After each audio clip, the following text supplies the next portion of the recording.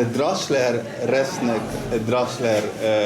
band, the trio, was playing here at the Auróra Cultural Center in Budapest tonight. You are from Slovenia. How can you describe the Slovenian jazz scene generally, and how you got together as of you and also the brothers who are the other two members of the band are also having different music projects. So how is the jazz scene in Slovenia? Yeah, in Slovenia it's a small country, like 2 million people. So there are some jazz schools which are more like conservative, more like official jazz playing or music.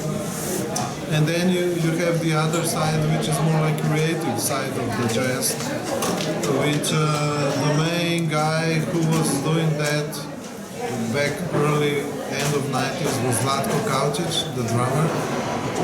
So basically the Drashlers, how I met the brothers was through the Zlatko Kaučić music school, his music school, which was more dealing with creativity and improvisation and trying to play what you hear and what you get from the other guys. So it's a lot about listening to each other and a lot how you deal with this material to build the spontaneity, to be spontaneous and to play now at this moment.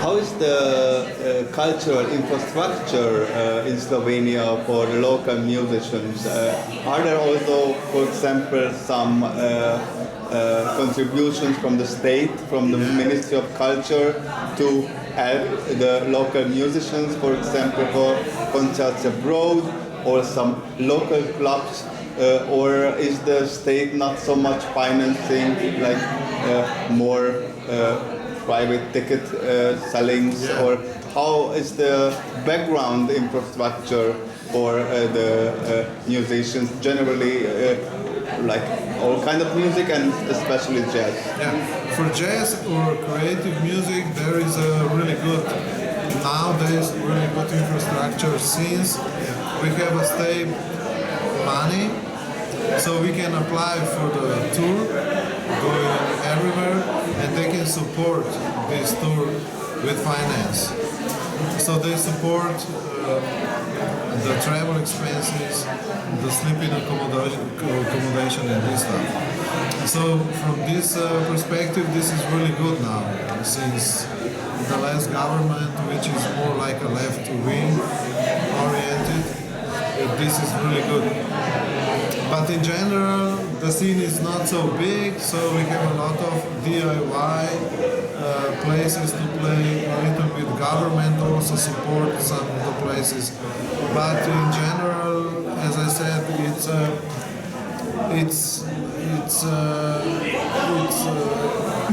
it's a really nice pool of musicians, like let's say 50 or maybe even 100 improvisers.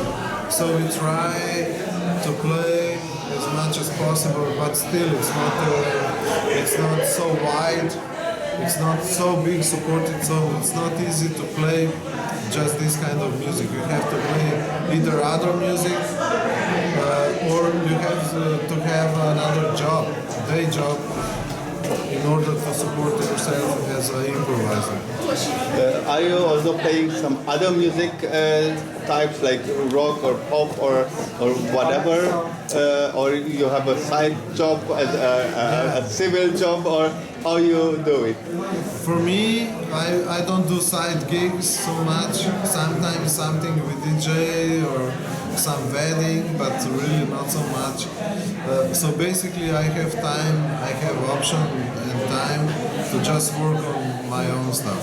But most musicians, they, as I said before, they either play other music to support themselves or they have a day job. Have you already played in Hungary before, or is it the first time you are here? This is my first time in Budapest. I played once in Szeged. And that's it, basically, for this kind of music. So this is my first time here. And And how you got together with the other two members of the club and of the trio, and how you, which other bands are you playing with in Slovenia or eventually internationally? I mean, internationally and in Slovenia, we have all us musicians. We have a lot of different bands, from progressive punk, free punk, experimental music, improvised music, also doing some theater, contemporary theater or dance performance with improvisers. So it's a big kind of a wide field of playing and practicing this music. But how I met Russia was through the Zlatko Kaučić school, and because they were all living at that time in Ljubljana, we met in Ljubljana and we start to play and try to do our own stuff. So now since already 10 years and even more than 10 years now we know each other.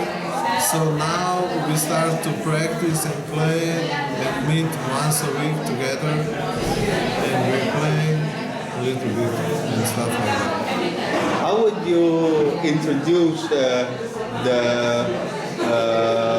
jazz life of Slovenia, especially Ljubljana, but also the other places like Maribor and other cities, for a person from abroad? So which are the most interesting jazz clubs or rock clubs or places to play? Yeah, in Slovenia, so in Ljubljana and Maribor, we have like two national concert houses, like Cankarjev Dom, and in Maribor you have Narodni Dom. So this is a government-supported place. It's like Opus in Budapest, Opus Jazz Club. Yeah. So this is very well supported, and it's mostly oriented into traditional jazz, modern jazz, and they also have some space for improvisation and for this kind of music. And beside that, you have some other kind of squads and alternative places elsewhere in Slovenia where you can play this kind of music, but the money it's more like a door money, like here in Auróra. What are your plans for the near future? Making some new albums or touring or both? Or it's always for us improvisers,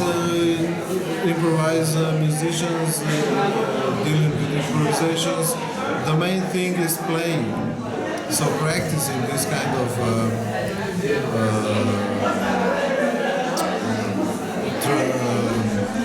discipline. So you have to play a lot with different people. But of course, beside that, we also like to do recordings sometimes, mostly live recordings like today, but also studio recordings or even playing original compositions. So it's a mixture of everything. Thanks for the talk. Thank you.